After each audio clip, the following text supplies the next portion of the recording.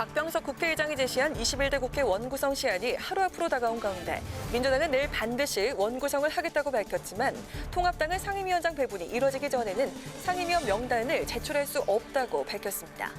여야는 내일 오후로 예정된 본회의 전까지 협상을 이어가기로 했지만 단독 개헌 가능성도 배제할 수 없는 상황입니다.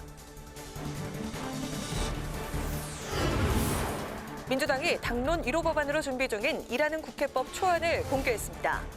쟁점이 되고 있는 법사의 권한을 축소하고 법안의 신속 처리가 가능하도록 하는 내용 등이 담겨 있습니다. 정의당이 산업 현장에서 중대재해가 발생했을 때 기업과 책임자 처벌을 강화하는 중대재해기업처벌법을 발의했습니다. 노동계와 경영계 입장이 첨예해지기 맞서 법안 심의 과정에서 치열한 논쟁이 예상됩니다. 대기자의 시선으로 분석해보는 정가 동향, 모교정치클럽 기자 대 기자. 오늘은 8월 전당대회를 앞두고 불붙기 시작한 민주당의 당권 경쟁과 김종인 비대위의 제동을 걸고 나선 통합당의 보수가치 논쟁을 짚어봅니다.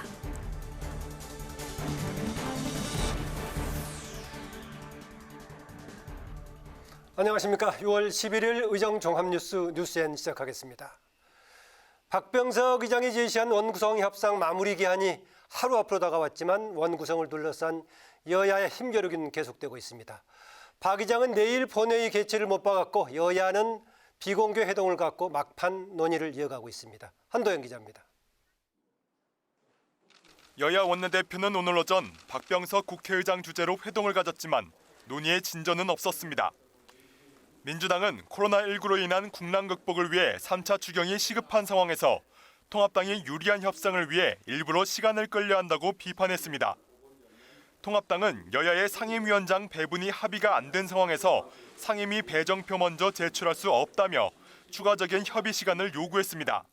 경제적으로 크게 어려움을 겪는 비상시의 국회 운영입니다. 결과가 뻔히 예측이 됨에도 불구하고 고집을 피우는 것이다 이렇게 생각을 합니다. 늦은 같지만은 늦은 것이 빠른 것이고 빨리 가는 것 같지만은 그렇게 가면 결코 빨리 멀리 못 간다. 그 점을 말씀드리겠습니다. 박 의장은 어떤 경우에도 내일 본회의를 예정대로 진행하겠다며 조속한 여야 합의를 촉구했습니다. 오늘은 각 당이 양보할 수 있는 안을 내고 꼭 합의에 이를 것을 다시 한번 당부드리겠습니다. 여야는 오후부터 원내대표, 원내수석부 대표가 비공개 논의를 이어갔지만 핵심 쟁점인 법사위원장 배분을 놓고 이견을 좁히지 못한 것으로 전해졌습니다. 협상이 결렬돼 통합당이 내일 정오까지 상임위 배정표를 제출하지 않을 경우 박 의장은 국회법에 따라 상임위원을 강제 선임하고 민주당은 공언했던 대로 통합당을 제외한 채 본회의를 열고 상임위원장 선출에 나설 수 있습니다. 통합당은 민주당이 내일 상임위원장 배정을 표결 처리할 가능성을 내비치자 마지막 카드로 국회 파행까지 언급했습니다. 민주당의 단독 개원 가능성을 배제할 수 없는 가운데 여야가 막판 합의에 이를 수 있을지 주목됩니다. 국회방송 한도영입니다. 더불어민주당이 당론 1호 법안으로 일하는 국회법을 추진하고 있는데요. 오늘 초안을 공개했습니다. 말 많은 체계자구 심사권을 법사위에서 분리하고 윤리사법위를 신설하는 방안 등이 핵심인데 원구성 협상이 끝나는 대로 민주당 의원 전원 공동 발의로 제출할 예정입니다. 김세정 기자가 보도합니다. 민주당이 당론 1호 법안으로 추진 중인 일하는 국회법. 국회 운영을 지체시키는 장애물을 제거하는 게 국회 개혁의 핵심이라고 강조했습니다. 국민들께서 국회가 일 좀 잘해라 제대로 해라 이렇게 명령을 하고 계시는데 일을 잘할 수밖에 없는 구조, 체계, 시스템 이걸 갖추는 게 제일 중요하다고 판단을 했기 때문입니다. 21대 국회가 시작된 지금 개혁 논의에 있어 뜨거운 감자는 모든 법안의 체계자구 심사권을 가진 국회 법사위입니다. 체계자구 심사권은 각 상임위를 통과한 법률안이 기존 법과 충돌하거나 법률로서 미비한 점은 없는지 본회의에 가기 전 다시 한번 살펴보기 위한 절차입니다.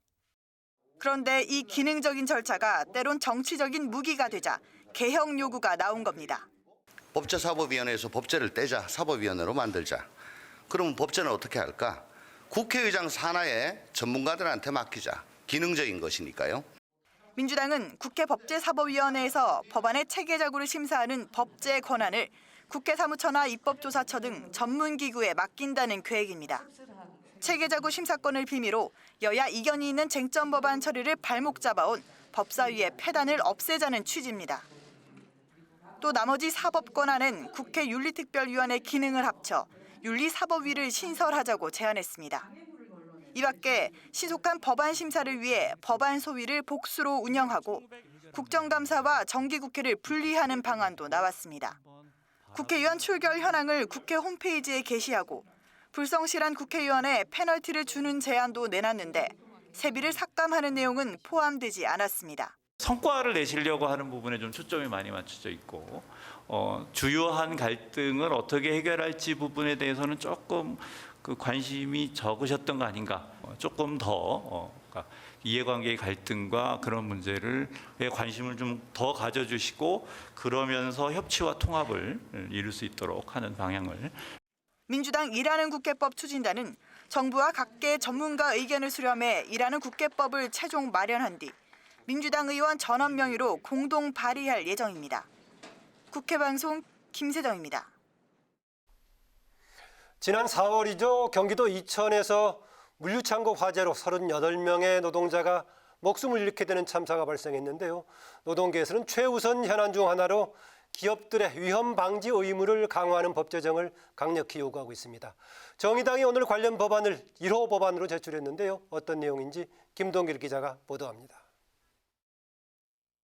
산업 현장의 안전 규제를 대폭 강화한 산업안전보건법 개정안, 일명 김용균법이 올해 시행됐지만 이천 물류화재 참사와 현대중공업 사고 같은 산업재해는 끊이지 않고 있습니다. 이와 관련해 민주노총은 어제 국회 앞에서 대규모 집회를 열고 정부와 여당이 21대 국회에서 중대재해기업처벌법을 우선 제정해달라고 촉구했습니다. 지난 20대 국회에서 정의당 고 노회찬 전 의원이 이 법을 발의했지만 제대로 논의조차 하지 못하고 폐기됐습니다. 정의당은 오늘 21대 국회 1호 법안으로 중대재해기업처벌 법안을 다시 발의했습니다. 법안은 산업재해로 인한 사망사고가 나면 기업주와 경영 책임자까지 3년 이상 징역의 무거운 형사 책임을 지도록 했습니다. 중대재해기업처벌법 또한 국민의 생명과 안전을 지키는 중대재해를 예방하기 위해 기능할 것입니다. 민주당 의원 20여 명도 법 제정 필요성에 공감하고 있습니다. 그런 사고들이 정말 앞으로 반복돼서 일어나지 않도록 하는 것이 우리나라의 사회적 비용을 줄이고 또 국민의 생명을 지키는 그런 길이기 때문에 사용자들에게 책임을 더 강하게 물어야 된다고 그렇게 생각합니다. 노동계가 법 제정에 적극 나서고 있는 반면 경영계는 기업에게 과도한 부담을 지운다며 난색을 표하고 있습니다. 사업주의 의무 위반 이외에도 근로자의 안전의식 부족 같은 요인도 있는데 이런 고려가 없는 일방적인 처벌이라는 주장입니다. 중대재해기업처벌법에 대한 노동계와 경영계의 입장이 첨예하게 맞서 있는 만큼 법안 심의 과정에서 치열한 논쟁이 벌어질 것으로 보입니다. 국회 방송 김동길입니다.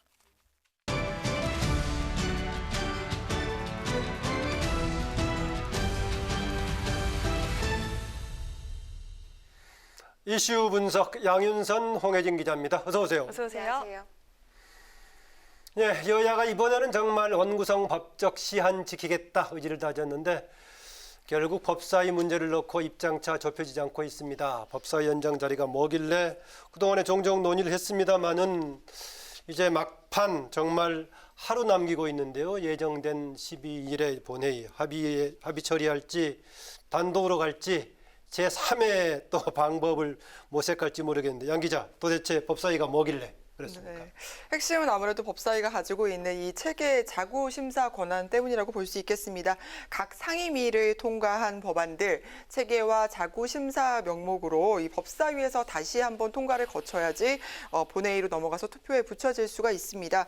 그런데 과거 법사위를 보면 이 권한을 남용을 해서 정쟁의 도구가 되는 일이 종종 발생을 했거든요. 또 이 원내 2당이 법사위원장을 맡으면서 일당을 견제하는 수단으로 활용을 하기도 했습니다. 20대 국회를 잠시 돌아보면요. 법사위에 가로막혀서 폐기된 법안들 모두 91건으로 나타났습니다. 가장 잘 알려진 한 장면 볼까요?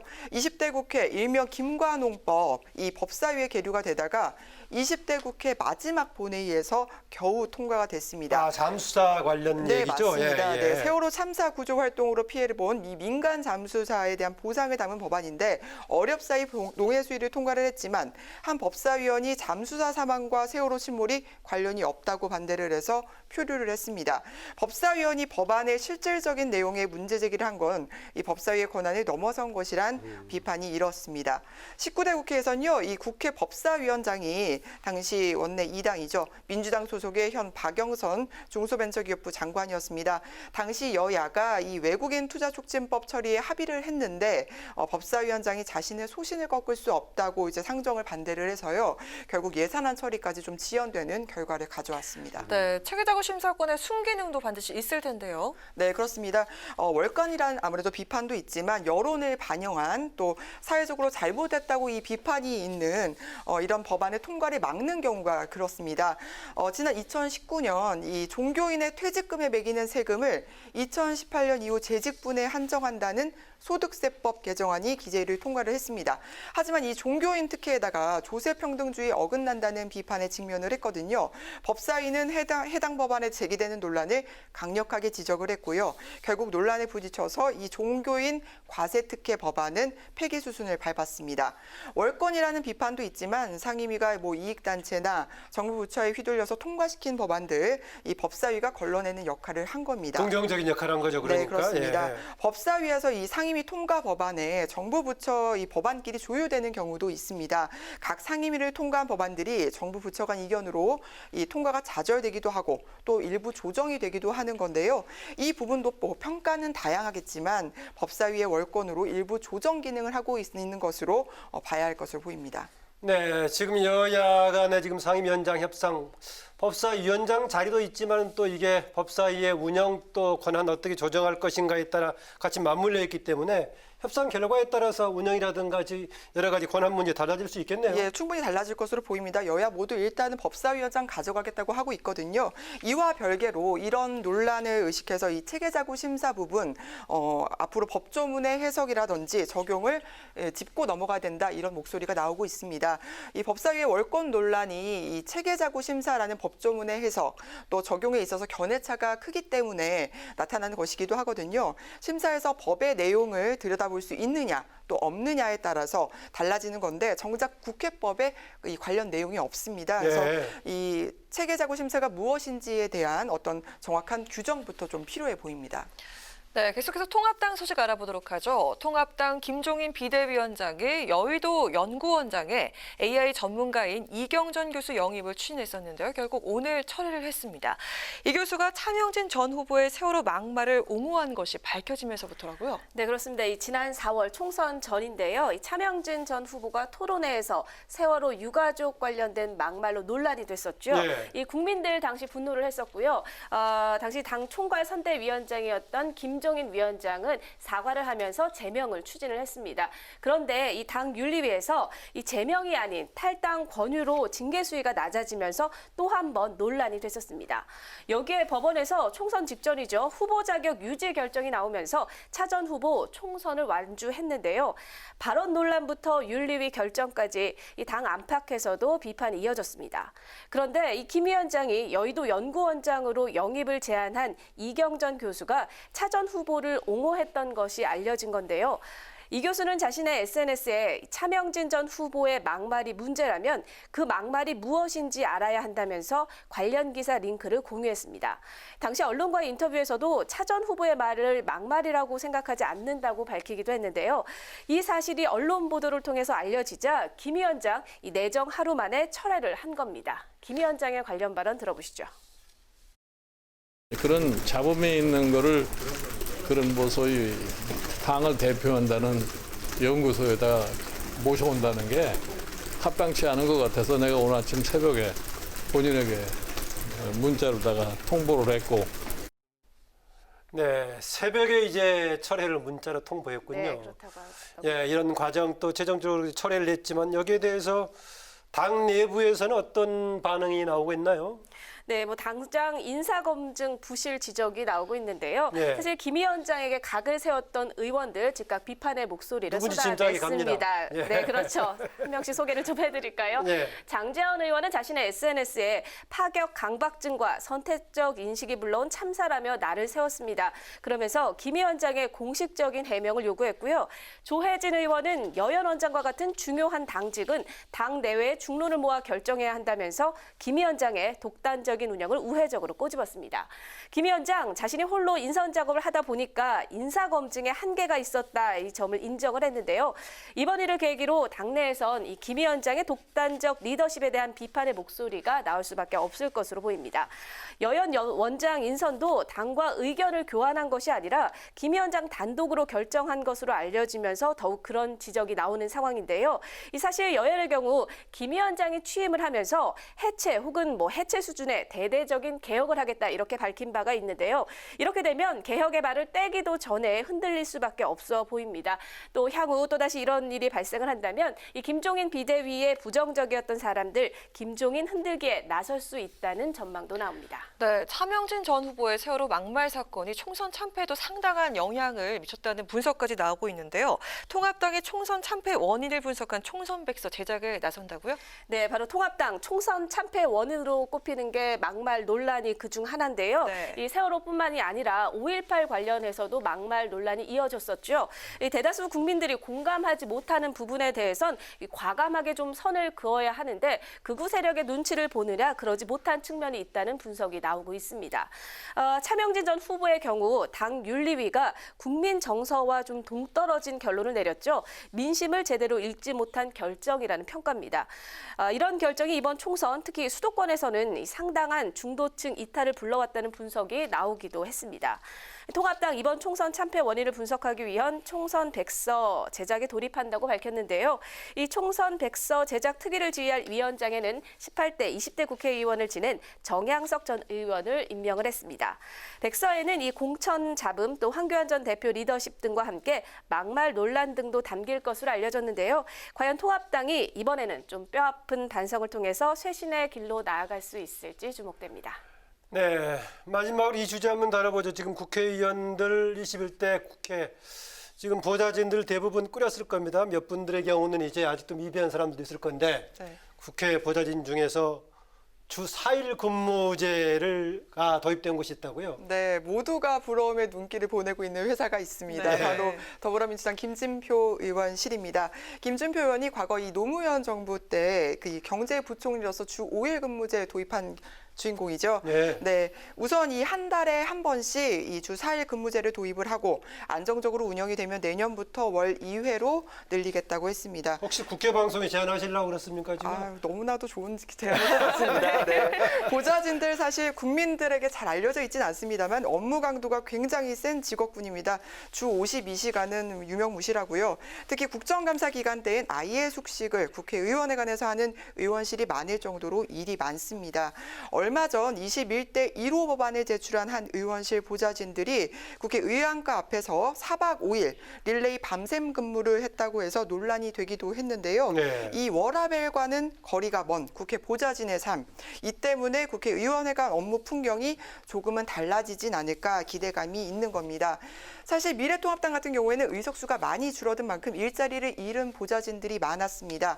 물론 상임위가 결정되지 않은 상태에서 모든 보좌진 채용을 완벽하게 마무리할 수 없었던 부분 이해가 되긴 합니다만 통합당에만 유독 일부 직급이 공석인 상태로 모든 보좌진 채용이 좀 완벽하게 마무리되지 않은 부분 이런 거 오히려 좀 희망 고문이 아니냐 이런 지적도 나오고 있거든요.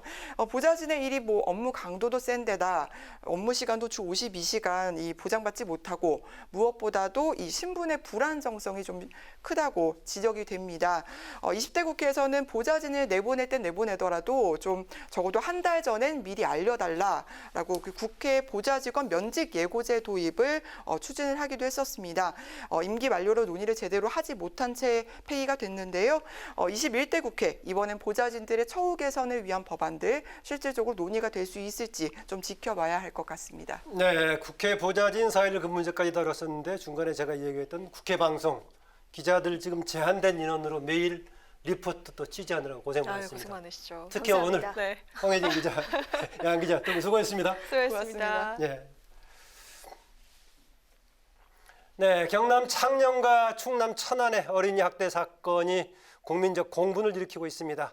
여야 정당들도 대책 마련에 나섰는데 아동학대 방지를 위한 법안이 잇따라 제출되고 오늘 국회에서는 관련 주제 간담회도 열렸습니다. 보도에 임채원 기자입니다.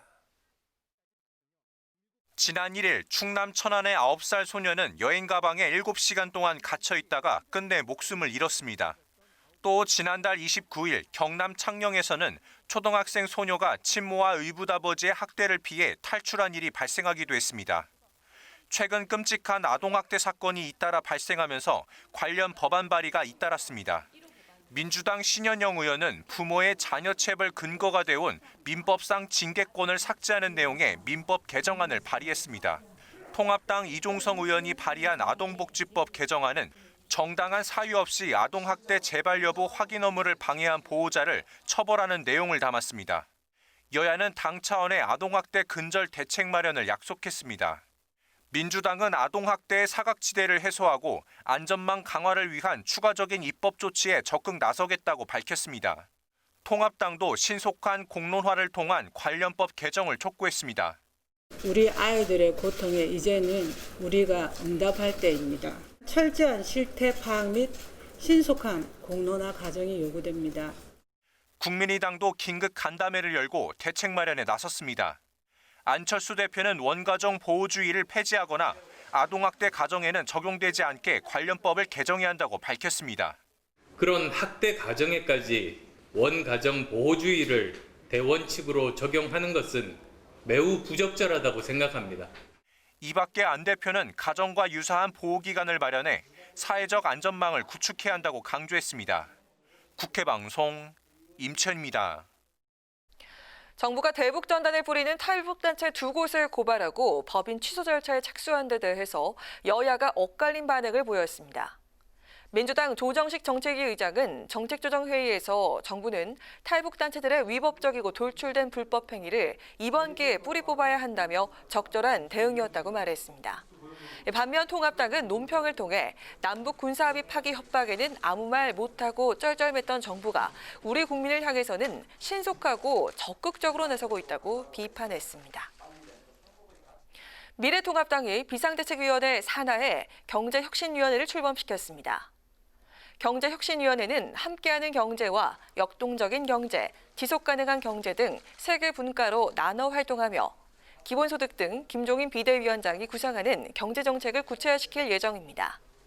위원장은 당내 경제통으로 꼽히는 한국개발연구원 국제정책대학원 교수 출신의 윤희숙 의원이 맡고 이영, 윤창현 의원과 최병일 전 한국경제연구원장 등 12명이 위원으로 참여합니다. 언론인 출신의 21대 국회의원들과 한국기자협회 임원진이 국회에서 오찬 간담회를 갖고 언론계 현안에 대해서 논의했습니다. 중앙일보 출신의 박병석 국회의장은 정치권에 대한 건전한 비판 역할을 수행해달라고 당부했고 동아일보 출신의 이낙연 의원은 언론 환경 개선을 위해 노력하겠다고 말했습니다. 오정훈 전국언론노조 위원장은 공영방송 지배구조 개선 문제와 해직자 명예회복 특별법, 지역언론 지원 방안 등 입법 과제들을 전달했습니다. 21대 국회에서 언론인 출신 의원은 박 의장과 이 의원을 비롯해서 모두 24명입니다.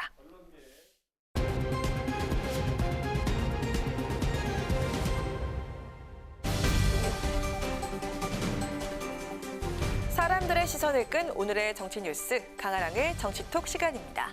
6월 11일 정치면을 장식한 뉴스는 무엇이었는지 첫 번째 정치톡 만나보시죠. 어제 국민의당 주최 세미나에서 진중권 전 교수가 했던 발언을 놓고 후폭풍이 오늘까지 이어지고 있습니다. 청와대 참모를 지낸 인사들이 일제히 반박에 나서면서 진 전 교수와의 설전을 벌였는데요. 어떤 발언이 문제가 된 걸까요? 근데 문재인 대통령 보면 남이 써준 연설문 그냥 읽는 거고 그다음 탑캐맨이 해주는 그 이벤트 연출한다는 약간 의전 대통령이라는 느낌이 들고요. 자기 의견이 없습니다. 진 전 교수의 논란이 된 발언은 발제가 끝난 뒤 질의응답 과정에서 나왔습니다. 윤미향 사태와 관련해서 대통령의 입장 표명에 관한 질문이 나오자 진 전 교수는 문 대통령은 혼자 빛을 낼 수 없는 달이라며 남이 써준 연설문을 읽고 이벤트를 연출하는 의전 대통령이란 느낌이 든다고 지적한 건데요. 진 전 교수의 이 발언이 알려지자 청와대 참모 출신 인사들이 일제히 반발했습니다. 특히 국민소통성을 지낸 윤영찬 의원은 자신의 SNS를 통해서 상상은 자유지만 그걸 확신하고 남 앞에서 떠들면 뇌피셜이 된다라고 반박하면서 과거 문 대통령이 원고를 고치는 모습과 수정한 원고를 촬영한 사진을 함께 올렸습니다. 뇌피셜이란 검증되지 않은 개인적인 추측이라는 뜻이죠. 이에 진 전 교수는 SNS를 통해서 유치하다라며 문 대통령이 원고 교정도 안 한다는 뜻이 아니라 애초에 연설에 자기 철학이 없다는 이야기라고 재반박에 나섰습니다. 그러면서 친구는 참 잘 두셨는데 참모는 좀 잘못 두신 듯이라고 꼬집었습니다. 이후 윤 의원이 오늘 새벽 다시 글을 올렸는데요. 자신이 진중권 씨의 관심 전략에 넘어간 듯하다며 사과의 뜻을 밝혔습니다. 진 전 교수가 진보의 아이콘에서 진보의 저격수로 나선 이후 공방과 설전이 끊이지 않고 있습니다. 양측의 관계 영영 이대로 회복할 수 없게 되는 걸까요? 이어서 오늘의 두 번째 정치톡입니다. 최근 여권 내 당권 경쟁이 본격화되면서 차기 대권 주자들의 움직임에도 언론과 대중의 이목이 집중되고 있습니다. 잠룡 중에 한 명으로 거론되는 정세균 총리가 청년 소통을 위한 행보에 적극적으로 나서면서 그 배경에 관심이 모아지고 있습니다. 과연 어떤 내용일까요? 정 총리는 올해 1월 취임 이후 정책 토론회인 모교 대화를 매주 직접 주재해왔습니다. 국정 각 분야 현안에 대해서 전문가들을 초청해서 의견을 듣는 자리인데요. 오늘 있었던 모교 대화에 정 총리는 민주당 청년위원장 출신인 장경태 의원과 정의당 장혜연, 기본소득당 용해인 의원 등 21대 청년 국회의원들을 포함해서 10여 명 청년을 게스트로 초청했습니다. 코로나 이후 청년들의 삶과 고충 등에 대한 이야기가 오갔는데요. 이 같은 행보는 정 총리가 최근 청년 기본소득을 화두로 던지면서 청년 맞춤형 정책에 관심을 보이고 있다는 것과 무관치 않다는 평가입니다. 차기 대선을 염두에 둔 2030 소통 행보란 건데요. 이 같은 해석은 최근 정 총리가 더불어민주당 김혜영 최고위원에게 국무총리 소속 청년정책조정위원회 부위원장직을 제안한 사실이 알려지면서 더욱더 힘이 실리고 있습니다. 김 최고위원은 20대 국회 최연소 지역구 의원으로 주요 이슈마다 소신 발언을 해서 청년층의 지지도가 높고 여러 당권 주자들로부터 러브콜을 받고 있는 아주 핫한 인물인데요. 정 총리의 영입 제안을 김 최고위원이 받아들일지 주목되고 있습니다. 정치권에서 제기되는 대권 도전 가능성에 정 총리는 코로나 방역과 위기 극복에 대한 걱정과 고민뿐이라며 확대 해석을 경계했는데요. 여권 내 대권 경쟁이 조기점화된 상황에서 앞으로도 정 총리의 행보 하나하나에 국민들의 눈과 귀가 쏠리지 않을까요? 마지막으로 세 번째 오늘의 정치톡입니다. 네, 요즘 여야 할 것 없이 정치권의 최대 화두가 되고 있는 정책 이슈, 바로 기본소득제죠. 통합당 김종인 비대위원장이 꺼낸 이후 정치권의 뜨거운 감자로 떠올랐습니다. 찬반 여론이 팽팽한 가운데 보수 진영의 유력 주자인 오세훈 전 서울시장이 기본소득제 대신에 안심소득제로 가야 한다면서 열공 중이라는 소식입니다. 오 전 시장은 최근 한국경제신문과의 인터뷰에서 전 세계에서 논의되는 기본소득은 부유층과 가난한 계층 할 것 없이 똑같은 액수를 지급하자는 것이라며 반대 입장을 밝혔습니다. 대신 부에 따라 비율을 다르게 주는 방안을 공부하고 있다며 기본소득의 보수 버전인 안심소득을 거론했는데요. 이 안심소득제란 가구별로 최소한의 삶을 유지할 수 있는 기준소득을 정하고 실제 소득이 기준소득보다 낮을 경우에는 그 차이를 일정 정도까지 지원하는 제도로 몇 년 전부터 학계에서 거론되어 온 모델입니다. 오 전 시장은 일정 소득 이상이면 세금을 내고 덜 받아가고 이하면 세금은 안 내고 많이 받아가게 하는 방식이라고 설명했습니다. 이에 대해 통합당 일각에서는 안심소득이라는 게 저소득층에 한정된 기본소득 제도라면서 최근에 논의의 한 흐름과는 다른 방향인 만큼 이 내용이 대선 아젠다로 제시될 경우 무상급식 사태가 재현될 수 있다고 우려했는데요. 오 전 시장은 지난 2011년 서울시장 재임 당시에 무상급식에 반대하면서 주민투표를 강행했다가 이 측을 내려놨던 경험이 있습니다. 오전 시작에 공부하고 있다는 안심소득제는 지난달 통합당 원내대표 경선 당시에 조혜진 의원도 제시했던 정책인데요. 기본소득제 논의가 불붙고 있는 상황에서 안심소득제가 또 하나의 대안으로 부상할지 아니면 공감을 얻지 못하고 묻히게 될지 지켜봐야겠습니다.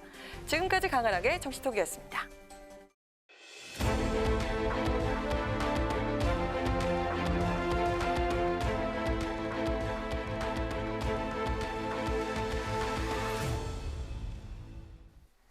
네, 정치권 동향을 대기자의 시선으로 짚어보고 그 행간의 의미를 분석해보는 목요 정치클럽 기자 대기자 시간입니다.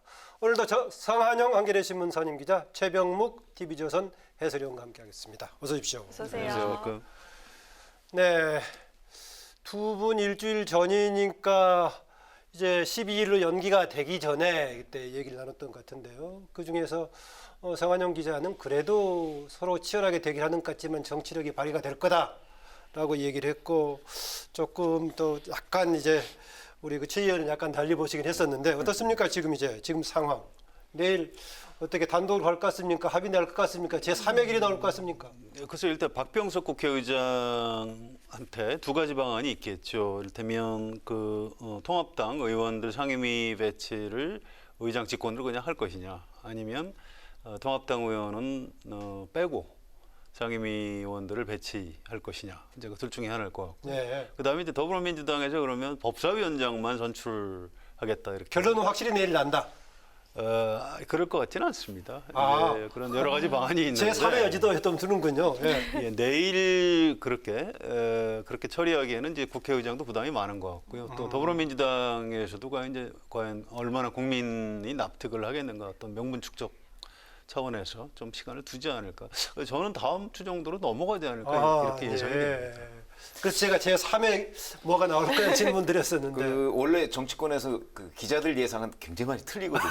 과거에도 보면 그랬습니다. 그래서 왜 그러냐면 성 기자는 기자인데 우리 최 의원도 기자 아닌가요? 아니 그런데도 이제 워낙 예상이 많이 틀려서 저희가 그 섣불리 내일 어떻게 될 거다. 왜냐하면 제3의 길만 있는 게 아니고 제4, 제5도 여러 가지 길도 있거든요. 그리고 실제 뭐 법사위에서 체계매 자구심사 뭐 이런 권한을 빼고 뭐 다른 위원회를 만드는 방법도 있고, 아니면 그것만 그냥 빼는 방법도 있고, 그다음에 뭐 예를 들어서 박병석 국회의장이 강제 배분하는 방법도 있고, 아니면 강제 배분에 뭐 시간을 조금 더 주는 방법도 있고, 뭐 여러 가지 다양한 거의 그야말로 N차 방법이 있기 때문에 예상은 좀 뭐 섣부른 것 같고요. N차는 3차, 4차 여러 가지. 뭐 그렇게 여러 가지 방법이 있을 수 있다는 거죠. 그런 점에서 본다면 지금 내일 어떻게 될 것인가. 그리고 우리 정치권의 그동안의 여야 협상을 대개 보면 거의 벼랑 끝 협상까지 몰려가잖아요. 그러니까 이제 내일까지 가고, 내일도 뭐 오전에 안 되면 또 오후에 가고, 야간에 하고, 그러다가 또 뭐 연기하기도 하고 뭐 일정이 넘어갈 수도 있다. 그렇죠. 그러니까 저도 넘어갈 수도 있다 이렇게 생각을 하는 겁니다. 분위기가 안 좋은 거는 사실인 것 같아요. 그래도 이제 좀 총선 끝나고 서로 협치를 하겠다 이렇게 얘기한 거하고 달리 법사위를 가지고 양쪽 다 절대로 양보할 수 없다. 뭐 차라리 뭐 야당에서는 그냥 밟고 가라 우리를. 뭐 이제 이런 표현까지 나오는 걸 보면 좀 타협의 일주일 조짐. 전보다는 약간 더 비관적인 쪽으로 그렇습니다. 분위기가 좀 많이 바뀐 것 같고요. 오늘 현재까지 그렇고요. 내일 약속 시간도 못 잡았다고 합니다. 한번 뭐 보자 그냥 이 정도만 했기 때문에. 근데 기본적으로 야당에서는 우리는 내줄 게 없다는 거죠. 지금 뭐 177석의 여당이 일방통행을 하려면 해라 이런 거거든요. 근데 제가 이제 민주당이 주저하는 이유는 역시 민심의 동향 아닐까 싶습니다. 네, 내일까지 상황을 잘 지켜봐야 할 것 같습니다. 자, 그럼 오늘의 첫 번째 토크 주제로 들어가 볼까요? 먼저 최 의원님. 네, 당권 대권 뭐 이런 문제가 이제 제기가 됐지 않습니까? 엊그제 사실은 민주당 당권 주자죠, 김부겸 전 의원이 본인은 만약에 당선이 된다면 그러면 이게 대표 임기가 2년이니까 2년간 다 하겠다 이런 식으로 얘기를 했거든요. 그 얘기는 이제 대권에 안 나오겠다는 얘기밖에 안 되는 거 아닙니까? 어차피 2022년 3월 달에 대선이 있기 때문에 2년을 다 하면 그걸 넘어가 버리죠. 그러니까 이제 대권을 포기해가면서 다만 당권에 당선이 된다면이라는 전제를 달았기 때문에, 그렇게 된다면 이제 당장 여기서 문제가 되는 건 이낙연 의원이란 말이죠. 이낙연 의원은 당선되면 한 7개월 정도 대표를 하고 나서는 이제 대표직을 내놔야 되지 않습니까? 그래서 이낙연 의원이 이 부분에 관해서는 이제 코너에 몰린 그런 양상인데, 그래서 이걸 오늘 한번 논의를 해보자 이런 얘기에서 발제를 했습니다. 얘기하신 대로 김부겸 전 의원 또 김부겸 전 의원 측에서 제기한 당권 대권 분리 이 관련 문제는 원래는 사실 당권 대권 분리가 적용이 됐기 때문에 당원에서 1년 전에 그만두도록 돼 있는데요. 사실은 이게 이제 한참 그 정치권의 화두로 떠오르는 건 1997년에 신한국당의 구룡이라고 하는 그 이제 대권 주자들이 있을 때 그때 이회창 총재의 취임을 허용할 것이냐 막을 것이냐 여기서부터 비롯이 된 거거든요. 네. 그 전에는 별 문제가 없었어요. 그러니까 YS나 DJ가 한참 그 야당의 그 어떤 그 헤게모니를 잡고 있을 때 이 당시에는 별 문제가 없었는데 그때 가장 문제가 돼 있었고 그거를 이제 결국 청와대 회동에서 그때 정리를 했었는데 그것이 지금 제도화돼서 이제는 그 대선 1년 전에는 그걸 분리하도록 당원 당규에 규정이 돼 있는 거죠. 네. 지금 이제 어쨌든 간에 김부겸 의원 재난 다음에 이낙연 의원 쪽에서도 뭔가 약간 순간 당황한 느낌이 들어 보이기도 하던데 이거를 해석에 따라서는 김부겸 의원 전 의원이 제기한 신의 한 수라는 평가도 하고 있고 또 다른 쪽에서는 약세임을 증명하는 거 아니냐 이런 얘기도 하고 있는데 어떻게 보십니까? 신의 한 수는 아닌 것 같고요. 김부겸 전 의원 참 뭐 훌륭한 정치인이죠. 그런데 이제 대구에서 열심히 했지만 낙선을 했습니다. 그런데 우리가 이제 이런 걸 봐야 될 것 같아요. 정치인들이 뭐 항상 먼 미래를 내다보고 신모 원료에서 결정을 하는 게 아니고요. 지금 이 순간에 내가 어떤 결정을 하는 게 굉장히 중요합니다. 지금 총선 이후에 김부겸 전 의원 정치뉴스에서 사라졌었는데 지금 이 한 수로 다시 정치뉴스의 중심으로 돌아왔습니다. 그래서 정치인이 뭐 항상 멀리 내다보는 것 같지만 그렇지 않고 지금 현재 가장 유리한 결정은 이런 식으로 내가 대표가 되면 대선에 안 나갈 수 있다. 이제 이런 얘기를 던지는 겁니다. 안 됐을 경우에는요? 안 됐을 경우 대권 나간다는 겁니까? 그 부분은 기자들이 보충 질문을 많이 했는데 그건 그때 가서 보자는 거예요. 그거 중요하지 않습니다. 지금 이렇게 얘기를 함으로써 대선 주자인 이낙연 유력 대선 주자, 네.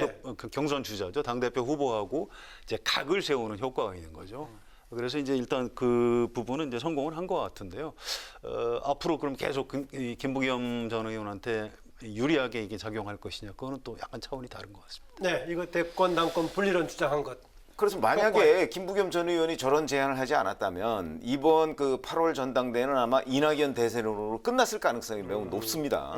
잘 아시다시피 뭐 이낙연 의원 같은 경우는 뭐 여야 통틀어서 지금 압도적 그 대선 주자로 1위를 달리고 있지 않습니까? 네. 아마 민주당 당원들도 이런 그 대선 주자 압도적 1위인 대선 주자를 그 어떤 뭐 당권 대권 분리라는 그런 개념 때문에 여기에서 배제한다 당대표에서 그런 결정을 전 할 거라고 생각을 안 합니다. 네. 그렇기 때문에 아마 그 김부겸 전 의원의 그 이런 제안이 없었다면 그냥 대선으로 끝날 판인데 거기에 이제 김부겸 전 의원이 돌을 하나 던져서 저는 뭔가 이 파도를 좀 일으켰다고 보거든요. 네. 그러면 그것이 이제 신의 한 수가 될 것인가 아니면 찻잔속 태풍이 될 것이냐.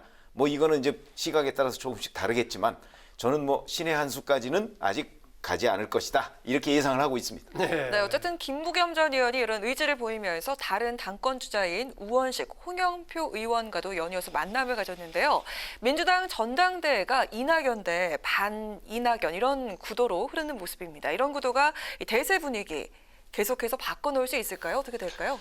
그러니까 그 부분을 잘 보셔야 되는데요. 저도 이제 궁금해서 민주당 의원들한테 좀 물어봤어요. 그러면 이낙연 한쪽에 있고 나머지 그럼 세 사람이 다 연대하는 것이냐. 절대로 그렇지가 않다고 합니다. 일단은 우원식 의원이나 홍영표 의원이 전당대회를 나갈지 안 나갈지 아직 결정하지 않았고요. 혹시 안 나간다고 해도 그분들이 김부겸 의원을 지지할까요? 그렇지가 않습니다. 이게 당내에서 당대표 경선을 갖고 목숨 걸지 않는다고 해요. 그래서 차라리 이낙연 전 총리를 지지해주고 내년 3월이나 5월 전당대회를 할 때 반대로 날 좀 도와달라 해서 대표를 하려고 하는 홍영표 의원이나 우원식 의원은 그렇게 계산할 수 있다고 하고요. 그래서 지지자들이 알아서 이렇게 좀 김부겸 의원을 지지한다든가 그럴 수는 있지만 앞장서서 나는 나는 김부겸 의원하고 같이 하겠다 이런 식으로 선언을 할 가능성은 높지 않다고 합니다. 어떻게 보시나요? 아니 저도 그건 비슷한데요. 왜 그러냐면 아마 대세를 따를 가능성이 높다 이렇게 봅니다. 8월 달이면 지금 그 한 두 달 가까이 남았지 않습니까? 근데 이 2달 동안에 지금 뭐 이낙연 의원이 이제 앞서간다는 거는 누구도 지금 부인할 수 없는 상황인데 네. 그러기 위해서 과연 김부겸 전 의원이 반전의 수를 얻을 수 있을 것이냐 뭐 이런 부분이 관전 포인트 아니겠습니까? 그렇다면 현재까지의 그 판세를 보면 그렇게 하기에는 좀 무리가 아닌가 이런 판단을 우원식 의원이나 홍영표 의원도 할 수 있을 거거든요. 네. 그렇다면 거기서 굳이 김부겸 의원 편을 들어서 그랬을 경우에 만약에 이낙연 의원이 대표가 된다고 한다면 하다못해 자기 계파 사람 한두 사람 정도는 적어도 그 당직을 맡는데 오히려 해가 될 수가 있는 거 아니겠습니까? 그렇다면 저는 대세를 따르는 판단을 할 가능성이 오히려 높다. 이렇게 봅니다. 그럼 일부 언론에서 뭐 이낙연 대 나머지 비이낙연 그룹을 반 이낙연으로 묶어서 해석하는 것은 너무 일차원적인 분류군요. 그게 이제 관성적인 분석인데 네. 지금 실제 상황은 그렇지가 않습니다. 그렇지 근데 않다. 뭐라고 그럴까요? 그 범주류 친문 네. 지금 그 홍영표 의원이나 우원식 의원이 다 이제 그쪽 사람들이거든요. 네. 그러니까 이분들이 굳이 문재인 대통령을 좋아하는 문재인 대통령 지지자들이 지금 막 지지하고 있는 이낙연 의원하고 각을 세운다. 뭐 그런 일이 벌어질 가능성은 별로 없다는 거죠. 이거 2018년 그 전당대회 때를 저는 연상해 보면 된다고 봅니다. 그때도 이해찬이냐 아니냐 이거 아니었습니까? 네. 그래서 아마 이번에도 결국은 이낙연이냐 아니냐 이런 식의 전당대회가 될 가능성이 높지 않은가 이렇게 봅니다. 네, 뭐 결국 그렇다면 이미 이제 출마 공식 선언은 안 했지만 출마를 하고 있는 이낙연 의원, 이낙연 위원장. 뭐 초반에 약간의 고민이 있었지만 이미 이제 당 대표에 도전하기로 결정을 한 상황이고 진행이 되고 있는데 특별하게 뭐 변화가 생기진 않겠죠? 예, 뭐 출마한다고 끊임없이 반복 확인을 해주고 있습니다. 그래서 네. 이거 이낙연 위원장 이런 선택은 어떻습니까? 장기적인 진로에서. 그러니까 그 부분에 대해서 득실 계산이 있는데요. 사실 정치인들의 판단은 이건 말 그대로 결단과 선택의 문제지. 이렇게 해서 이게 나중에 대통령 후보 경선에서 유리하게 작용할지 불리하게 작용할지 이건 알 수가 없어요. 위기이자 곧 기회 이런 말이 있듯이 이 당 대표라는 기회가 사실은 또 이게 독배가 될 위험도 있는 겁니다. 예. 다만 이런 점들을 다 알면서도 이낙연 의원이 사실은 그동안 정치를 하면서 어떤 결단의 정치인은 아니거든요. 예. 그런데 이번에 어쨌든 당대표에 출마하겠다고 이렇게 결심을 한 것 자체가 이제 드디어 대선 주자로서 첫 행보를 시작했구나. 이런 정치적인 상징 효과는 좀 줄 수 있을 것 같습니다. 네, 이낙연의 선택. 아니 저는 제가 이낙연 의원이라면 당연히 출마를 하죠, 대표. 왜 그러냐면 이낙연 의원은 잘 아시지만 사실은 문재인 대통령을 비롯한 어떤 친문 세력들의 지지를 받는 것이 첫 번째 목표고 그다음에 두 번째는 소그룹이나마 자기 계파를 좀 만드는 것이 굉장한 본인의 희망사항일 거예요. 그렇게 따지면 그걸 지금 뭐 줄 수 있는 게 뭐가 있습니까? 근데 당 대표를 하게 된다면 당직을 좀 배분할 수가 있잖아요. 네. 그런 점에서는 당 대표의 계파가 좀 엉성하지만 생길 수가 있거든요. 그런 기회를 그냥 차버리고 과연 본인이 대선 주자가 될 수 있을까? 아마 그런 계산을 저는 했다고 봅니다. 그렇다면 당연히 대표 경선에 나와야죠. 이런 부분도 하나만 추가를 해야 되는데요. 사실은 김부겸 의원은 전국 조직이 있는 정치인입니다. 그런데 이낙연 의원은 전국 조직 없어요. 국회의원 4번하고 전남지사였지만 조직을 만드는 사람은 아닌데 차제 당대표 경선에 뛰어들면서 앞으로 대선 후보 경선에 대비한 전국 조직을 좀 만들 생각도 있는 것으로 보입니다. 예. 네, 이와 함께 여권 잠룡들 행보도 부쩍 분주해지고 있는데요. 예, 나머지 잠룡들이요. 예. 박원순계 의원들 10여 명이 박 시장과 모임을 가졌다고 하고요. 또 기본소득 이슈로 존재감을 드러내고 있는 이재명 지사도 다음 주쯤에 의원들과 만날 거라고 합니다. 이런 행보가 당권 구도에도 변화를 줄 수 있을까요? 예, 이 발음을 좀 우리가 조심해야 됩니다. 잡룡이 아니고 잠룡. 네. 이분 진짜 용이 될 수 있는 분들이에요. 민주당이 굉장히 유력한 대선 주자들입니다. 알겠습니다. 그런데 이분들이 섣불리 이 당 대표 후보 여기에 뛰어들지는 않을 겁니다. 네. 이분들도 마찬가지로 여기서 이제 김부겸 의원을 지지한다든가 이제 이렇게 되면 문재인 대통령 지지자들하고 등을 돌리게 되는 효과가 있거든요. 그래서 여기에 그렇게 뛰어들 수 있을 것 같지는 않다. 이게 압도적인 분석입니다. 네. 제가 보기에도 뭐 그냥 자신들의 존재감을 부각시키기 위한 것 아니겠는가 이런 생각이 듭니다. 왜 그러냐면 대선이 굉장히 많이 남은 것 같지만 사실은 내년 한 중반부터 한 1년 뒤쯤부터는 본격화되거든요. 네. 그렇게 되면 지금 박원순 서울시장이나 이재명 경기도지사의 경우에도 물론 이재명 경기도지사는 이제 재판 결과가 남아 있지만 박원순 서울시장 같은 경우는 어떤 형식으로든 여튼 뛰어들어야 되는 그런 상황이거든요. 네. 그렇다면 여기서 그냥 이런 더군다나 지금 고용보험과 기본소득 논쟁이 계속되고 있는데 이런 데에서 가만히 앉아 있을 수가 있겠는가? 그러니까 존재감 부각이다 이렇게 생각합니다. 네. 차기 대선 구도까지 관련되어 있는 최근에 이제 민주당의 당권 경쟁 관련 얘기했는데요. 앞으로 또 몇 달 동안 8월 달에 이제 전대가 있기 때문에 그 과정에 또 나머지 변수가 생길지 지켜보기로 하고요. 이번에는 성 기자께서 주목해온 주제 어떤 내용이죠? 예, 총선 3패 미래통합당 그 이후에 굉장히 좀 힘든 상황에서 김종인 비대위원장이 미래통합당을 내가 한번 살려보겠다 이렇게 나섰는데 예상대로 만만치가 않습니다. 네. 김종인 위원장은 진보 보수 이런 얘기 하지 말자 국민을 위해서 어떤 정책을 내놓고 새로운 정당의 모습을 보이자 이렇게 했는데 또 의원들의 생각은 좀 다른 것 같아요. 그래서 어떤 미래통합당의 이제 보수 가치 논쟁이 어떻게 지금 진행되고 있는지 이 부분을 얘기해보고 싶습니다. 네, 통합당 지지율이 상승세를 보이고 있는 이 상황에서 최근에 그렇게 나왔죠. 비대위원장의 예. 반기를 든 목소리가 얼마나 힘이 실릴 수가 있을까요? 어떻게 보십니까? 뭐 당장 그 반기가 뭐 거세게 뭐 몰아치거나 그런 상황은 아닙니다. 이게 당내 의원들 의견이 일단 초선들이 아주 압도적으로 김종인 위원장 편이에요. 또 재선 이상 다선 의원들은 속으로는 불만이 많은데 지금 뭐 이 국면에 드러내놓고 말은 못하겠다 이제 이런 얘기고요. 장제원 의원이는 이제 몇 사람이 이제 반대 목소리를 높이고 있고 나머지 의원들은 좀 뒤에서 이렇게 약간 눈을 흘겨서 지금 쳐다보고 있는 그런 모양새입니다. 그런데 네. 사실은 당내가 문제가 아니고요. 다음 주 월요일 날 이런 행사가 있어요. 총선 이후 자유통일 세력의 정치적 선택, 미래통합당과의 관계를 중심으로 이 자리에 나서는 분들이 조갑재, 정규재, 김대호 이런 분들이 나서고요. 무슨 자유통일 세력 예. 또 이제 유석춘 연세대 교수하고요. 또 이현주 전 의원 이런 식으로 쉽게 얘기해서 미래통합당에 참여했다가 좀 실패한 분들하고 강성좀 보수파가 맞는 그렇습니다. 거니까. 예. 또 바깥에 있던 좀 약간 이른바 정통보수, 전통보수, 강성보수 이런 분들하고 이제 뭔가 목소리를 내기 시작을 했어요. 그래서 이런 것들이 미래통합당 안에 좀 영향을 미칠 가능성, 우려 이런 것들이 좀 있습니다. 네. 저는 뭐 별로 그렇게 심각하게 보지 않는데 제가 지난주에도 말씀드렸지만 산발적인 저항, 강도에 좀 차이가 있습니다. 산발적인 저항은 계속될 것이다. 그런데 이제 김종인 비대위원장이 그걸 어떻게 돌파해 나가느냐 하는 거죠. 당장 이제 뭐 지금 초선 의원들이나 뭐 중진들하고도 김종인 비대위원장이 차례대로 만난다는 거 아닙니까? 네. 이게 이제 소통의 문제인데 소통의 문제에서 김종인 비대위원장이 그리고 있는 미래통합당의 변신의 모습 이런 부분과 관련해서 얘기를 하면 저는 뭐 충분히 극복할 수 있는 내용이라고 보거든요.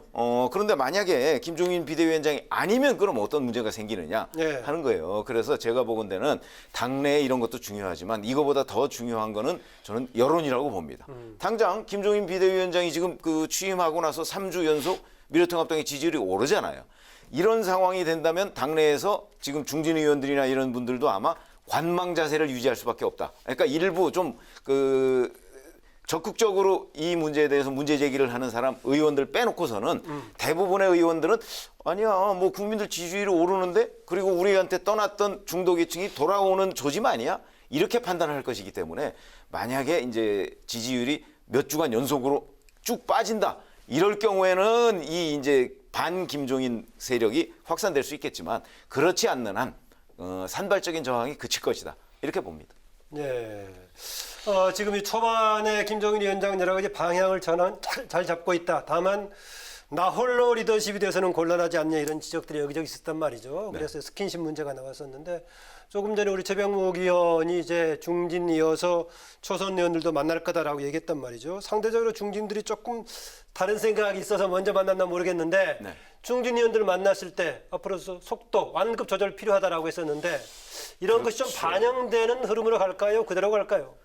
글쎄 제가 예상하건대는 아마 별로 반영이 되지 않을 겁니다. 왜 그러냐면 김종인 비대위원장은 옛날부터 짜르 리더십 이런 얘기를 하잖아요.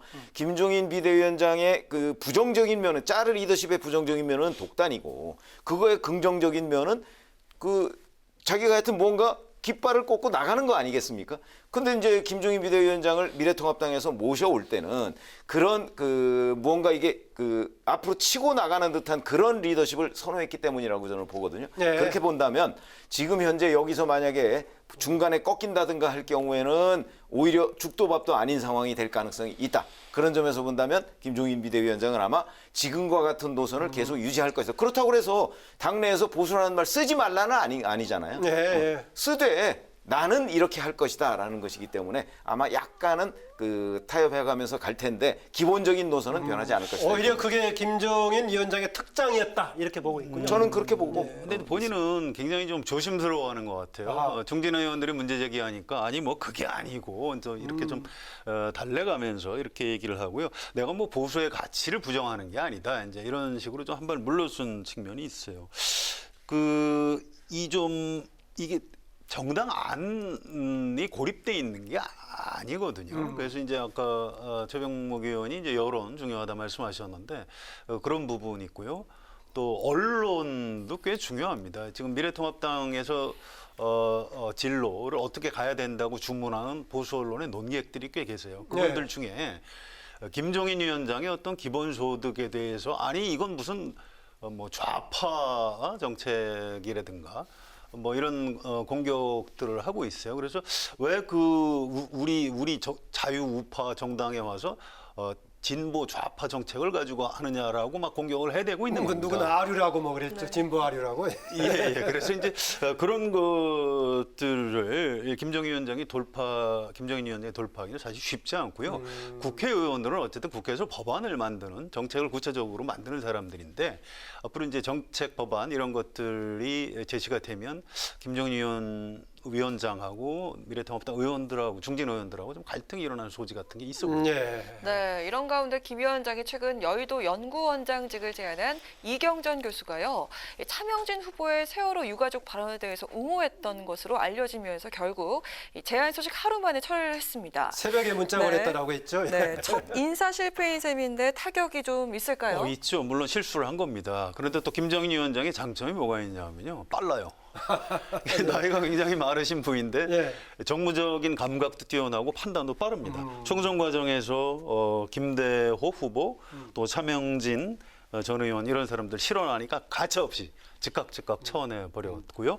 오늘 이 문제도 좀 이렇게 신중히 한번 생각해보고 할 만도 한데 뭐 그렇지 않고 바로 문자로 통보해 버린 거 아닙니까? 본인은 당사자는 아니 내가 그만둔 거다라고 해명을 했는데 그게 아니고 김종인 위원장이 그냥 미안하지만 관둬달라 이렇게 요구를 한 거예요. 그래서 이 정광석화 같다 이제 이런 표현을 할 수 있는데 차명진 의원이 또 난 이제부터 이제 가짜 보수하고 이제 전쟁을 치르겠다 해서 막 아주 막 미래통합당하고 김종인 위원장을 고소하겠다고 그랬어요. 근데 이런 것들은 오히려 김종인 위원장한테 좀 도움이 되지 않을까?